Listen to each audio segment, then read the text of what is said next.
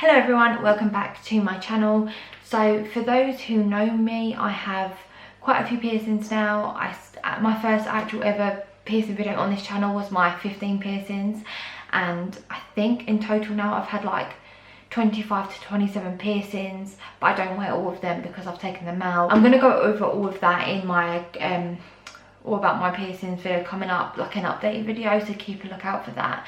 But I thought I'd give you sort of an insight into the keloid, piercing, bump, polyp that can appear on your piercings. Like I said, I've been piercing myself for quite a long time now, so I know how my body heals. So what works for me, and I always say this in every video, what works for me may not work for you, what works for you may not work for me. So this is just my experience and what works. Right, so I'm actually going to talk about the piercing bump I have on my industrial, which you can see up here, which is quite sore at the moment. So the reason I actually have the polyp on that piercing is my fault, because I lost the top ball to the bar, so it meant when I slept the bar was moving more, it was getting knocked every night. While I have this, I thought it was a great idea just to show you no matter how long you have your piercings, you can still irritate them. You need to still look after them because you have a hole in your body that wasn't already there. So I have actually got a video on this channel already, which I'll link down below. It is in my piercing playlist about how I clean my piercings, and I do use a salt soak. So if you are interested in that, go check it out. But I usually do that when I get these polyps, but for some reason on my industrial it just won't go. I've tried bursting it, would not recommend, but I do it on mine, and it just won't go, and I think that's because I just irritated it so much.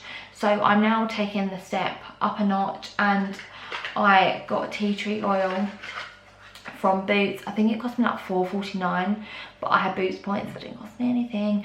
Now this stuff is quite strong, so make sure you wash your hands before or after using it. Don't touch your eyes, don't put it in your eyes, the obvious stuff. Read the box if you are unsure of anything. And I think it actually says if you're pregnant you have to seek like medical advice before using it. I guess it's because it's quite strong. So what I do is, and what I will continue to do for the next week until it goes, hopefully, because it has gone down already, like from using it yesterday. First thing you'll need is cotton buds. Now please, please, please, obviously the ones I use actually have plastic at the moment because I bought them, I bulk bought, but I'm actually changing the brands that I use, and I'll be going fully non-plastic cotton buds because we do need to make a difference on this earth, and animals will mistake this for food and end up choking, and you know, little changes like that can make a big difference. If you want to know the brands of cotton buds that do not contain plastic, if you go onto the cottonbudproject.org.uk, I'll link it down below. There's a ton of brands which are finally taking note and actually getting on this movement, so go check it out and don't buy plastic cotton buds anymore, please. So I've got my cotton bud, I have tissue, and then I have the oil, tea tree oil. I can't get into this child can. There we go.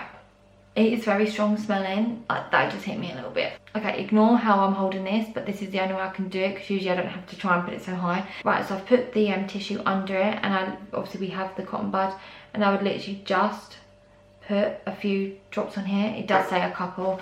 I like to completely soak it, and then what I would do is I just touch this into, and only on, don't put it all around your ear, onto the polyp.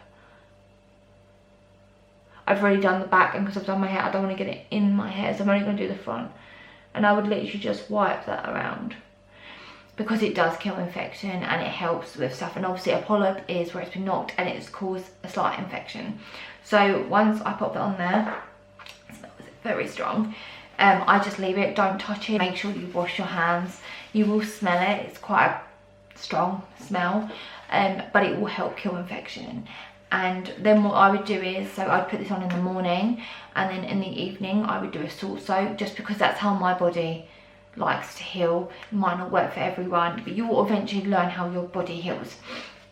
But that is how I get rid of my keloid polyp piercing bumps, and I hope it helps. Let me know in the comments if it does and how long it's taken you. It'd be interesting to see how long it takes people to heal using this method. But yeah, I hope it helped, and I'll see you soon. Bye.